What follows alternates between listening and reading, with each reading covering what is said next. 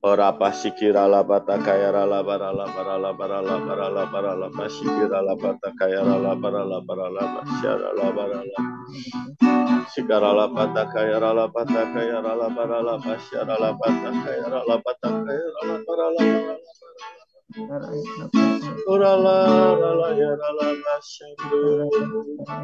Haleluya, Engkau ajaib. Haleluya, Shirala Bashanta Yaralabu.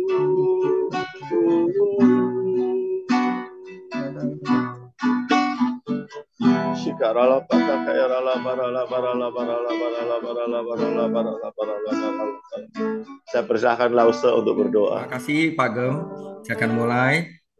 Yesus, kami mengucap syukur kepadamu atas kasih-Mu, anugerah-Mu, dan pengajaran-Mu, dan segala sesuatu yang Kau berikan kepada kami agar kami dapat hidup dalam iman kepada Engkau, Tuhan Yesus. Tuhan Yesus, hari ini hamba akan memulai satu pengajaran baru, yaitu kitab Yakobus, yaitu agar kami dapat bertumbuh dewasa secara rohani. Tuhan Yesus, bimbing dan buka hati masing-masing dari kami, agar firman dan pengajaran yang Kau sampaikan dapat membantu kami dalam kehidupan kami sehari-hari. Lepaskanlah kami daripada yang jahat, jauhkanlah kami dari pencobaan, karena Engkaulah yang punya kerajaan, kuasa, dan kemuliaan sampai selama-lamanya. Amin. Saudara, selamat datang di dalam kitab Yakobus. Nah, kitab Yakobus itu nggak banyak bicara tentang doktrin, tapi lebih banyak berbicara tentang aplikasi. Maka itu di sini saya judulnya tadinya pengantar surat Yakobus, saya ganti surat Yakobus The Pastor Message. Jadi kalau Anda perhatikan nanti kira-kira pengajarannya seperti pastor message yang diberikan di hari-hari Minggu itu, saudara. Jadi langsung kepada aplikasi, saudara. Inilah kitab Yakobus. Saya mulai. Pendahuluan, surat Yakobus adalah surat dengan karakter tersendiri. Tentu saja itu berlaku untuk setiap buku dalam Alkitab, tetapi tetap saja surat ini memang luar biasa, seperti yang Anda akan temukan di dalam 13 pengajaran berikutnya. Surat Yakobus mengambil tempat khusus dalam Perjanjian Baru. Anda dapat membandingkan surat Yakobus di Perjanjian Baru itu seperti kitab Yunus di Perjanjian Lama. Kitab Yunus dalam Perjanjian Lama itu pengecualian karena semua nabi Perjanjian Lama itu pesannya untuk umat Allah, tetapi Yunus pesannya adalah untuk bangsa-bangsa lain yaitu Niniwe. Jadi Yunus pengecualian karena pesannya untuk bangsa-bangsa lain. Nah, di dalam Perjanjian Baru juga sama, saudara. Hampir semua surat dalam Perjanjian Baru, terutama surat Paulus, ditujukan kepada orang-orang percaya sebagai anggota gereja yang dipersatukan di dalam Kristus. Yakobus adalah pengecualian karena Yakobus itu menyampaikan suratnya itu kepada 12 suku Israel yang tersebar di luar bangsa. Jadi surat Yakobus itu ditujukan kepada 12 suku Israel di perantauan yang tidak ada di tanah perjanjian, saudara. Nah, ini adalah uh, apa namanya keistimewaan dari surat Yakobus. Mengapa nanti saya akan jelaskan, saudara, pengantar surat Yakobus. Yakobus 1 ayat 1, salam dari Yakobus, hamba Allah dan Tuhan Yesus Kristus, kepada kedua belas suku di perantauan. Memulai memeriksa kitab Alkitab seperti mempersiapkan perjalanan, saudara. Anda ingin mengetahui kemana Anda akan pergi dan apa yang Anda harapkan untuk dilihat. Nah, jadi mungkin cara terbaik untuk memulai studi surat Yakobus adalah dengan menjawab 4 pertanyaan penting. Pertama itu kita harus tahu siapa Yakobus. Kedua, kepada siapa Yakobus menulis. Yang ketiga, mengapa Yakobus menulis surat ini? Dan yang keempat, bagaimana kita bisa mendapatkan yang terbaik dari studi kitab Yakobus ini. Saudara, sebelumnya saya akan share 12 murid Tuhan Yesus. Matius 10 ayat 2, inilah nama ke-12 rasul itu. Pertama, Simon yang disebut Petrus. 2. Andreas saudaranya. 3. Yakobus anak Zebedeus. 4. Yohanes saudaranya. Filipus, Bartolomeus, Thomas, dan Matius pemungut cukai. Yakobus anak Alfeus, dan 10 Tadeus, Simon orang Zelot, dan Yudas Iskariot yang mengkhianati dia. Jadi saudara, nama Yakobus itu banyak banget. Pertama adalah Yakobus anak Zebedeus. Yang kedua adalah Yakobus anak Alfeus. Dan yang ketiga adalah Tadeus ini nama aslinya adalah Yudas Tadeus anak Yakobus. Ya, kenapa dia tidak dinamakan Yudas? Karena untuk membedakan dia dengan Yudas Iskariot, saudara. Nah, jadi pertama adalah murid Tuhan Yesus yang nama Yakobus ada 2. Ayahnya Yudas ada 1, Yakobus.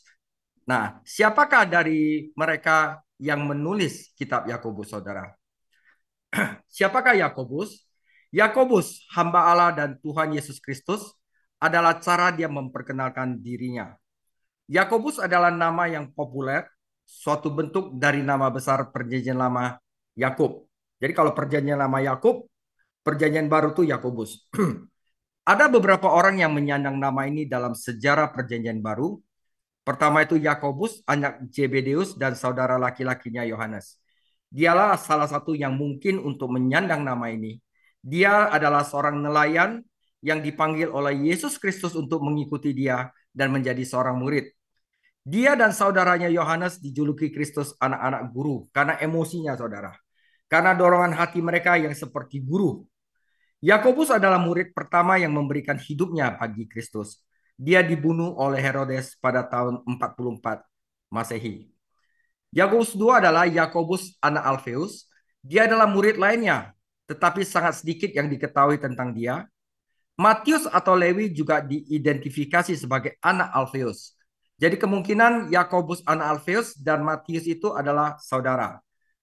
Tidak ada indikasi bahwa Yakobus yang menulis surat yang akan kita pelajari ini. Yakobus, ayah dari Yudas Tadeus, sang murid Tuhan Yesus, dia bahkan lebih tidak dikenal lagi. Yudas ini disebut anak Yakobus untuk membedakannya dari Yudas Iskariot. Dan yang keempat, saudara, Yakobus, saudara Tuhan Yesus, saudara Tuhan kita. Dan dia tampaknya menjadi kandidat yang paling mungkin untuk menjadi penulis surat ini.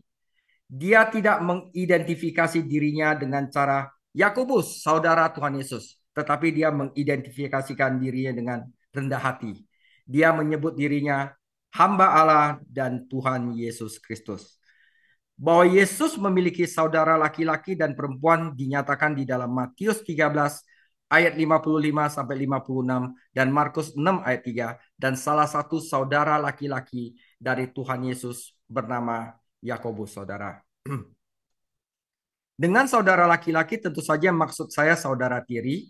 Yusuf bukanlah ayah dari Tuhan Yesus karena Yesus itu dikandung oleh Roh Kudus. Jadi Yakobus di sini anak Maria juga, anak Maria dan Yusuf.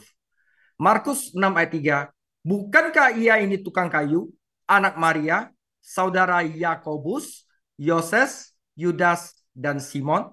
Dan bukankah saudara-saudaranya yang perempuan ada bersama kita? Lalu mereka kecewa dan menolak dia. Jadi Yakobus itu pernah menolak Tuhan Yesus karena tidak percaya akan mujizat dan tidak percaya bahwa dia adalah Tuhan. Yakobus dan saudara-saudaranya tidak percaya kepada Yesus selama pelayanannya di bumi.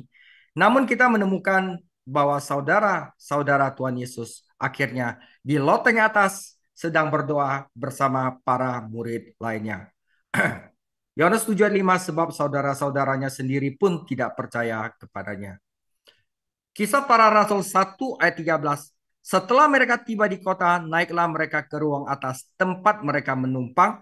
Mereka itu adalah Petrus, Yohanes, Yakobus, Andreas, Filipus, Thomas, Bartolomeus, Matius, Yakobus bin Alfeus, dan Simon orang Zelot, dan Yudas bin Yakobus.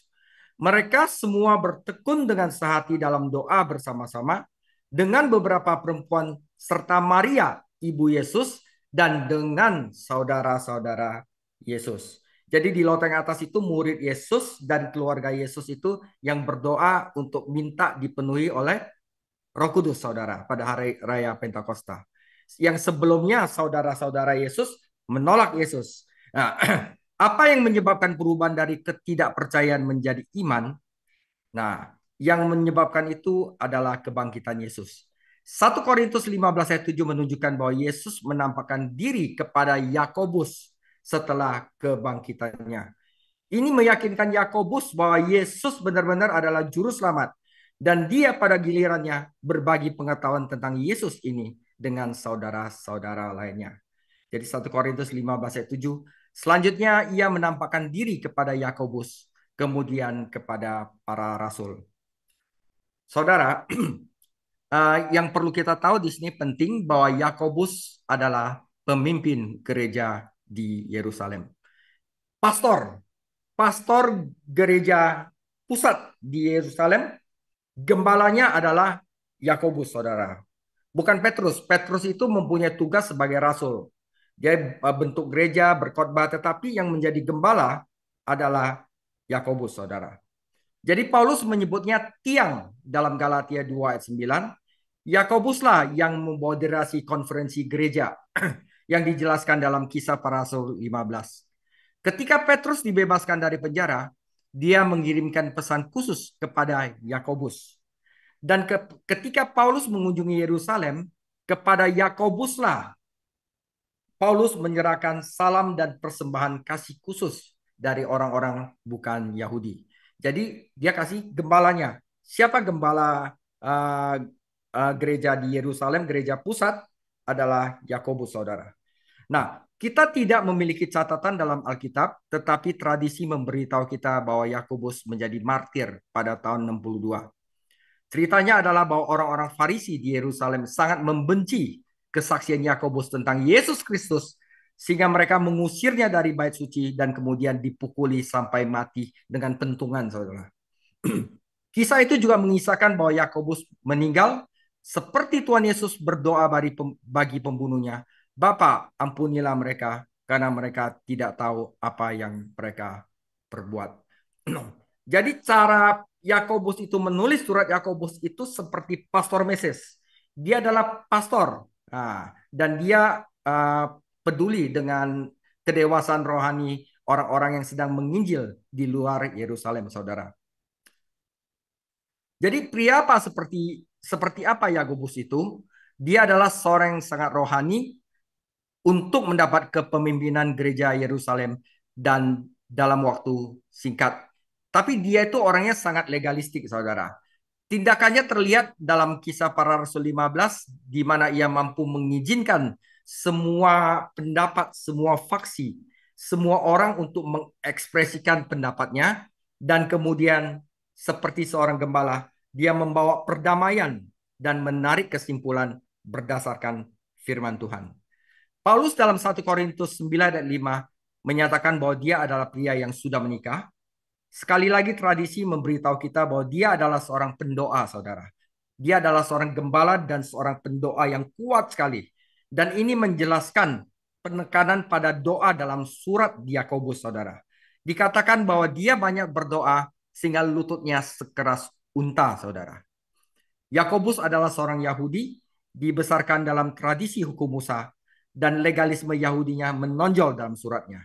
Perhatikan juga Kisah Para Rasul 21 ayat 18 di mana Yakobus meminta Paulus untuk membantunya menangkap para legalis Kristen di gereja Yerusalem. Ingatlah saudara, pada masa itu bait suci belum dihancurkan dan Yakobus itu martir pada tahun 66. Jadi bahwa Yakobus memimpin gereja di Yerusalem selama masa transisi dari bayang-bayang hukum menjadi kebebasan di dalam Kristus. Itu adalah masa transisi dan saat-saat seperti itu selalu menjengkelkan dan menuntut. Ada banyak orang Yahudi Kristen di Yerusalem yang masih berpegang pada hukum perjanjian lama, bait suci dan pelayanannya masih beroperasi, dan Injil terang karunia Allah belum terbit. Nah, kita yang membaca kitab Roma, Galatia, Ibrani, mungkin cenderung menghakimi orang percaya mula-mula ini. Tetapi kita tidak boleh. Itu masa transisi, saudara. Mereka adalah orang-orang yang telah diselamatkan, tetapi mereka masih berada dalam bayang-bayang hukum. Bergerak menuju Injil terang kasih karunia Allah. Meskipun mungkin ada perbedaan dalam tingkat pengetahuan dan pengalaman rohani, Jadi tetapi Yakobus ini orang yang sangat baik sekali. Tidak ada persaingan antara Paulus dan Yakobus yang memimpin gereja Yerusalem. Jadi di dalam surat Yakobus itu ada lebih dari 50 perintah seperti Pastor Meses dia, ya. Jadi Yakobus itu tidak menasihati seperti Paulus. Dia memerintahkan. Dia mengutip perjanjian lama hanya 5 kali, tetapi ada banyak singgungan pada bagian perjanjian lama dari surat itu. Saat masih belum percaya, Yakobus pasti sudah memperhatikan apa yang Tuhan Yesus ajarkan. Dalam suratnya ada banyak singgungan pada perkataan Tuhan kita, khususnya di khotbah di bukit. Jadi surat Yakobus itu banyak singgungan dengan, bukan singgungan, paralelnya dengan khotbah di bukit. Oke, saya akan kasih contoh. Surat Yakobus dan khotbah di bukit. Yakobus 1 dan 2 paralel dengan Matius 5 ayat 10 sampai 12. Saudara-saudaraku, anggaplah sebagai suatu kebahagiaan apabila kamu jatuh dalam berbagai-bagai pencobaan. Nah, di dalam khotbah di bukit Yesus juga mengajarkan demikian. Berbahagialah orang yang dianiaya oleh sebab kebenaran, karena merekalah yang empunya kerajaan surga. Berbahagialah kamu jikalau karena aku kamu dicela dan dianiaya, dan kepadamu difitnahkan segala yang jahat. Bersukacita dan bergembiralah karena upamu besar di surga, sebab demikian juga telah dianiaya nabi-nabi yang sebelum kamu. Di dalam Yakobus 1 ayat 4, dan biarkanlah ketekunan itu memperoleh buah yang matang, supaya kamu menjadi sempurna dan utuh dan tidak kekurangan suatu apapun. Di dalam khotbah di bukit, Yesus juga mengajarkan demikian. Matius 5:48, karena itu haruslah kamu sempurna, sama seperti Bapamu yang di surga adalah sempurna. Yakobus 1 ayat 5, tetapi apabila di antara kamu ada yang kekurangan hikmat, hendaklah ia memintakannya kepada Allah, yang memberikan kepada semua orang dengan murah hati dan dengan tidak membangkit-bangkit, maka hal itu akan diberikan kepadanya. Di dalam Matius 7 ayat 7 di khotbah di bukit, Yesus juga mengajarkan, mintalah maka akan diberikan kepadamu, carilah maka kamu akan mendapat, ketoklah maka pintu akan dibukakan bagimu. Karena setiap orang yang meminta menerima, dan setiap orang mencari mendapat, dan setiap orang mengetok baginya pintu dibukakan. Paralel Yakobus 1 ayat 22, tetapi hendaklah kamu menjadi pelaku firman dan bukan hanya pendengar saja, sebab jika tidak demikian kamu menipu diri sendiri. Yesus juga berkata demikian, setiap orang yang mendengar perkataanku ini dan melakukannya, ia sama dengan orang yang bijaksana yang mendirikan rumahnya di atas batu. Kemudian turunlah hujan dan datanglah banjir, lalu angin melanda rumah itu. Tetapi rumah itu tidak rubuh, sebab didirikannya di atas batu. Tetapi setiap orang yang mendengar perkataanku ini dan tidak melakukannya, ia sama dengan orang bodoh yang mendirikan rumahnya di atas pasir. Kemudian turunlah hujan dan datanglah banjir, lalu angin melanda rumah itu, sehingga rubuhlah rumah itu, dan hebatlah kerusakannya. Di dalam Yakobus 4 ayat 11 sampai 12, Yakobus berkata demikian, saudara-saudaraku, janganlah kamu saling menfitnah. Barang siapa memfitnah saudaranya dan menghakiminya, ia mencela hukum dan menghakiminya. Dan jikalau engkau menghakimi hukum, maka engkau bukanlah penurut hukum, tetapi hakimnya. Hanya ada satu pembuat hukum dan hakim, yaitu Dia yang berkuasa menyelamatkan dan membinasakan. Tetapi siapakah engkau sehingga kamu mau menghakimi sesamamu manusia? Di dalam Matius 7 ayat 1, janganlah kamu menghakimi supaya kamu tidak dihakimi.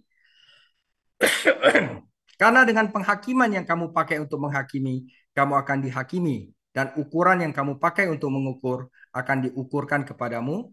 Mengapakah engkau melihat selumbar di mata saudaramu, sedangkan balok di matamu tidak engkau ketahui? Bagaimanakah engkau dapat berkata kepada saudaramu, biarlah aku mengeluarkan selumbar itu dari matamu, padahal ada balok di dalam matamu? Hai orang munafik, keluarkan dahulu balok dari matamu, maka engkau akan melihat jelas untuk mengeluarkan selumbar itu dari mata saudaramu. Yakobus 5 ayat 1 sampai 3. Jadi sekarang ini, hai kamu orang-orang kaya, menangislah dan merataplah atas sengsara yang akan menimpa kamu. Kekayaanmu sudah busuk dan pakaianmu telah dimakan ngengat.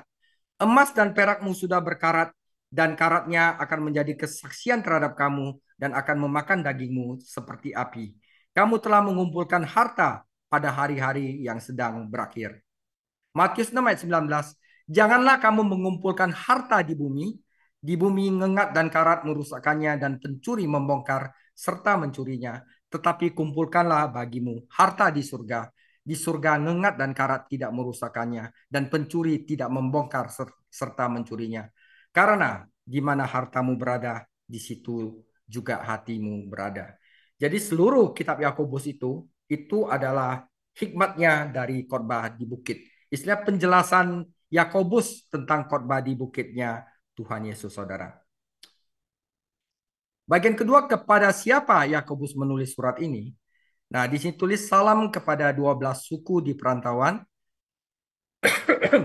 Yakobus menulis kepada orang Yahudi yang tinggal di luar tanah Israel. Istilah 12 suku hanya berarti orang Israel, bangsa Yahudi. Fakta bahwa banyak orang Yahudi tinggal di luar tanah perjanjian, mereka adalah bukti kemerosotan rohani bangsa itu. Tuhan harus mencerai-beraikan mereka. Ketika Petrus berbicara kepada jemaat Yahudi yang besar itu pada hari Pentakosta, dia berbicara kepada orang-orang Yahudi dari berbagai bangsa. Kisah Para Rasul 2 ayat 9. Kita orang Partia, Media, Elam, penduduk Mesopotamia, Yudea, Kapadokia, Pontus, Asia, Frigia, dan Pamfilia, Mesir, dan daerah-daerah Libya yang berdekatan dengan Kirene. Pendatang-pendatang dari Roma, baik orang Yahudi maupun proselyit, ya, penganut agama Yahudi. Jadi Yakobus mengirimkan suratnya itu kepada orang Yahudi Kristen. Karena di sini setidaknya 19 kali dia menyebut mereka sebagai saudara, yang menunjukkan tidak hanya saudara dalam daging, yaitu sesama orang Yahudi, tetapi juga saudara dalam Tuhan. Yakobus sangat jelas tentang doktrin kelahiran baru, karena di dalam Yakobus 1 ayat 18, atas kehendaknya sendiri ia telah menjadikan kita oleh firman kebenaran, supaya kita pada tingkat yang tertentu menjadi anak sulung di antara semua ciptaan. Saudara, ada kalanya Yakobus juga berbicara kepada orang-orang jahat yang tidak ada dalam persekutuan. Orang kaya misalnya dalam Yakobus 5, tetapi dia melakukannya untuk mengajar dan mendorong orang-orang Yahudi yang diselamatkan kepada siapa dia menulis surat ini, saudara. Kata perantauan dalam Yakobus 1 ayat 1 merupakan kata yang menarik. Itu berarti dalam dispersi atau tersebar. Istilah tersebar digunakan untuk mengidentifikasi orang-orang Yahudi yang tinggal di luar tanah perjanjian. Tetapi kata Yunani ini mengandung gagasan menyebarkan benih. Mereka bersaksi, saudara.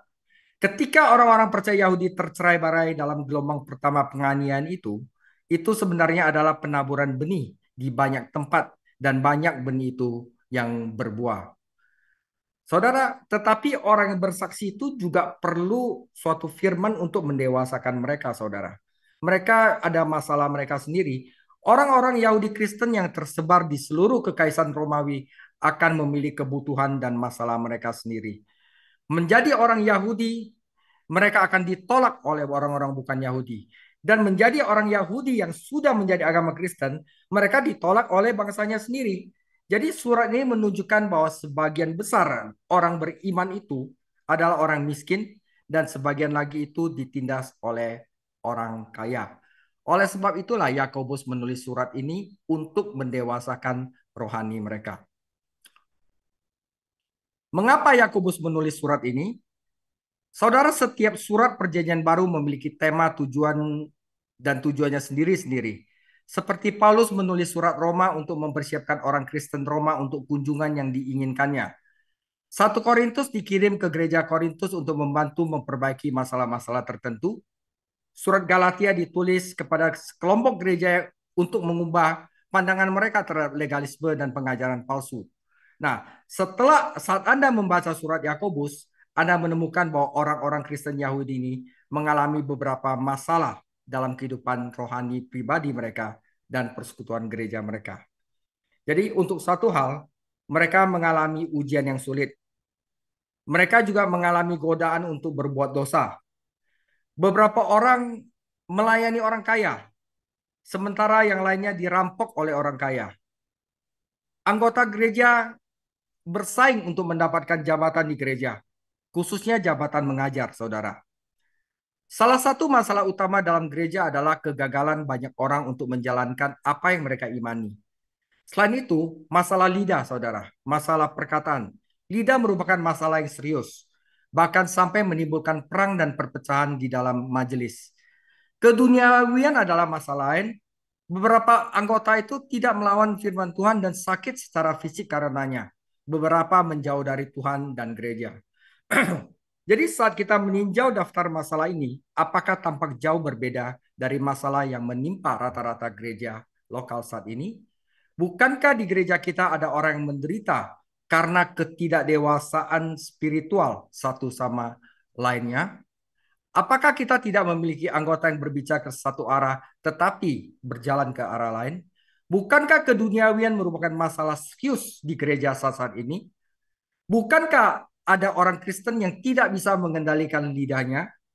Rupanya Yakobus adalah sebagai gembala, pastor, penatua mahir dalam menangani hal-hal ini, hal-hal yang sangat umum, saudara.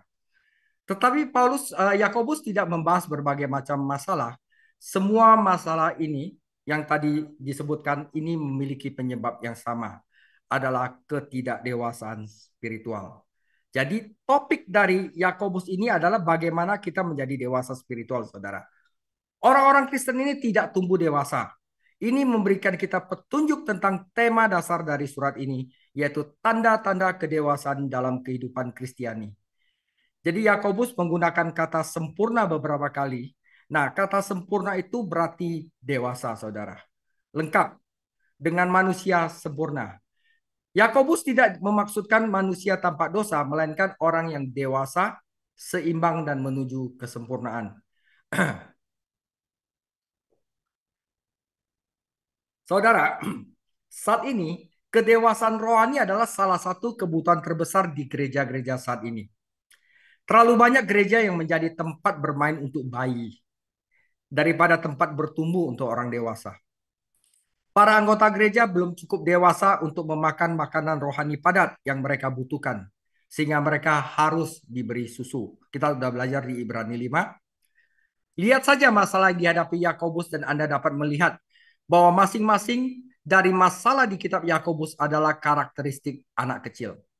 Di dalam Yakobus 1 itu masalah tidak sabar dalam kesulitan.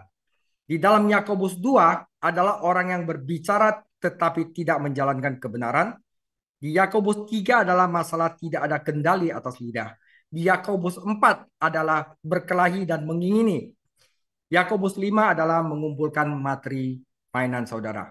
Ini semua adalah masalah ketidakdewasaan rohani.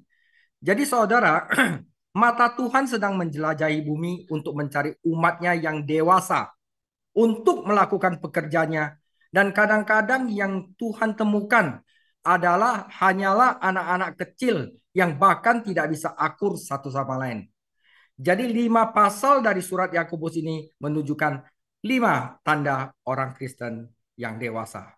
Jadi jelas saudara, kita belajar kitab Yakobus itu kita belajar untuk dewasa rohani, saudara.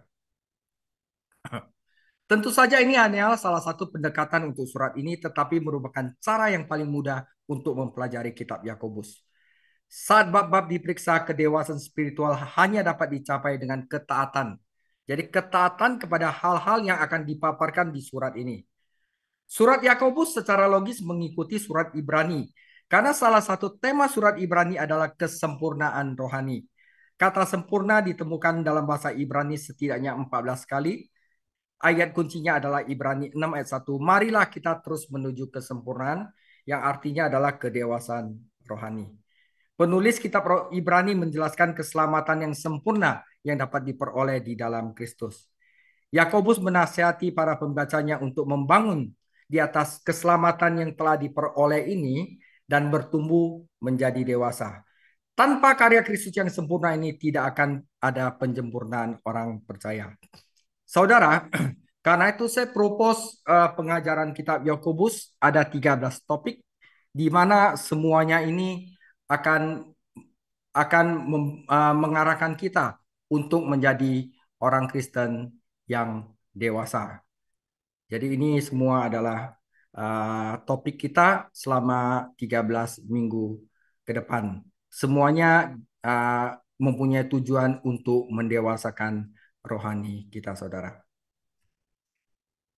Bagian terakhir, saudara, mendapatkan hasil terbaik dari surat ini, karena temanya adalah kedewasaan rohani, kita harus mulai dengan memeriksa hati kita sendiri untuk melihat apakah kita dewasa, saudara. Ya, pertama-tama penting bagi kita untuk memastikan bahwa kita itu dilahirkan kembali. Di luar kelahiran rohani tidak akan ada kedewasaan rohani. Jadi kalau Anda belum lahir baru, Anda tidak akan bisa dewasa rohani.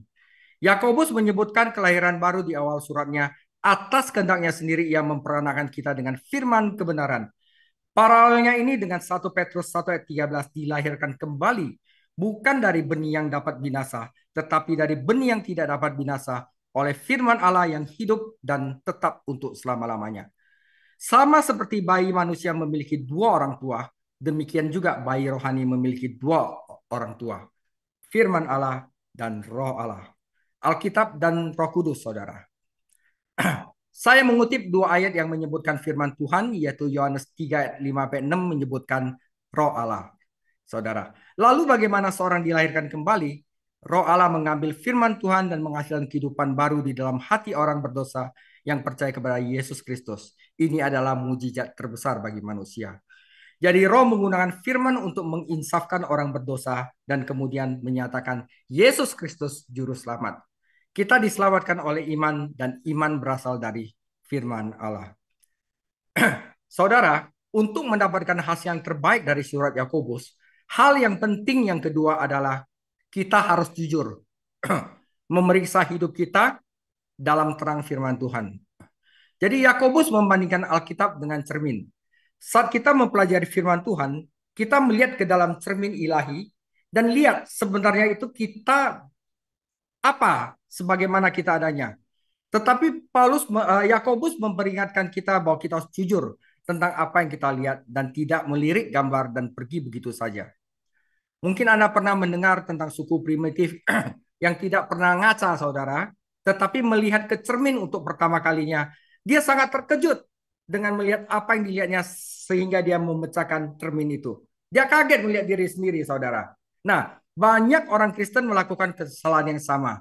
Mereka mengkritik pengkhotbah, mereka mengkritik guru, padahal mereka seharusnya menilai diri mereka sendiri, saudara. Yang ketiga, saudara, setelah kita pelajari surat Yakobus ini, kita harus menaati apa yang Allah ajarkan kepada kita, berapapun harganya. Kita harus menjadi pelaku firman, bukan hanya pendengar. Jadi saudara, adalah mudah untuk menghadiri pendalaman Alkitab, membagikan pengajaran seperti yang saya lakukan, mendiskusikannya, tetapi jauh lebih sulit untuk menjalani kehidupan di dunia sehari-hari dan mempraktekkan apa yang telah kita pelajari.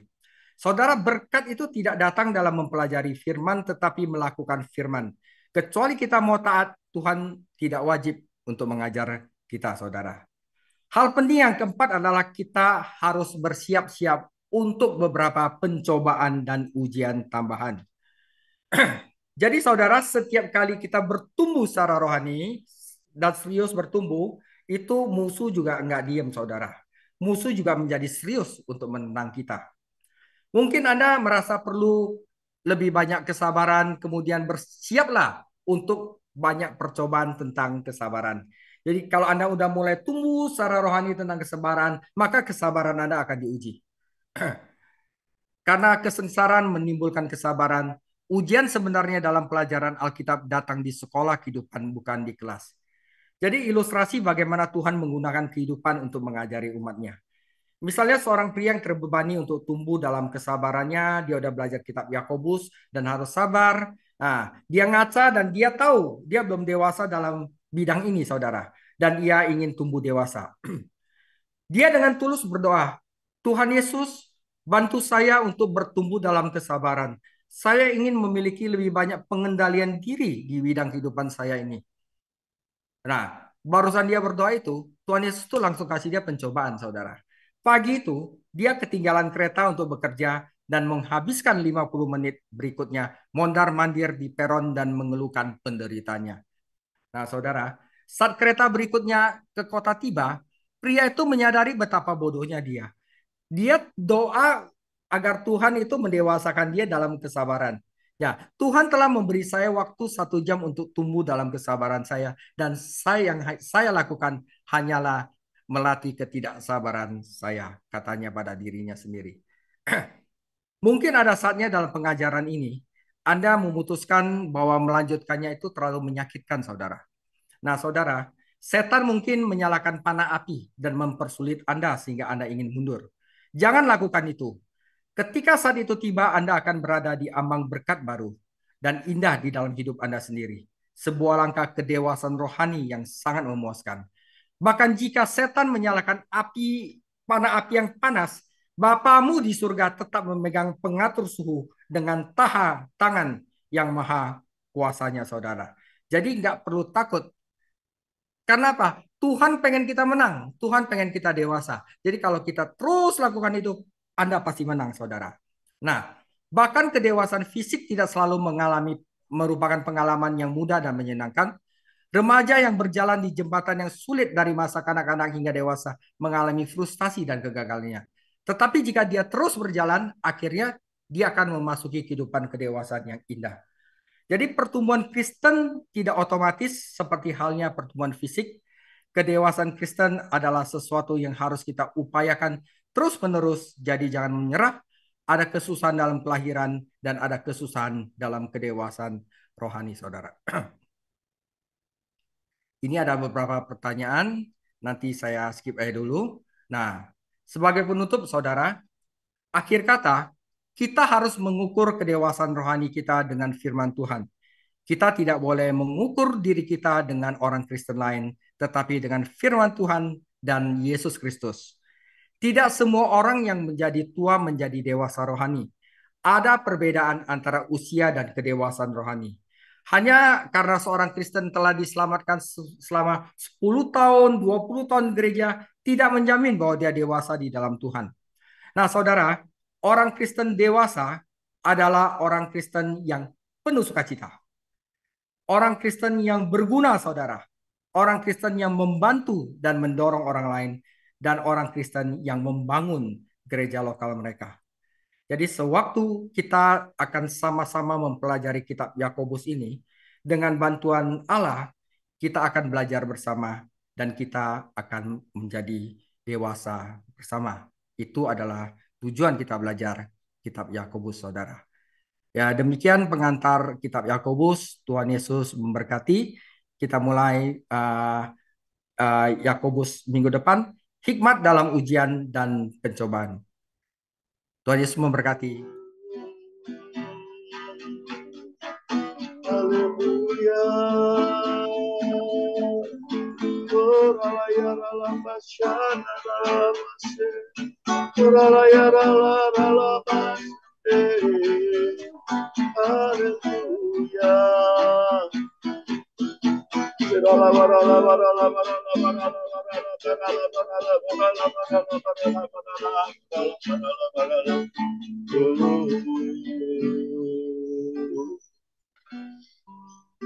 Bapak, terima kasih malam hari ini kami naikkan syukur di hadirat-Mu.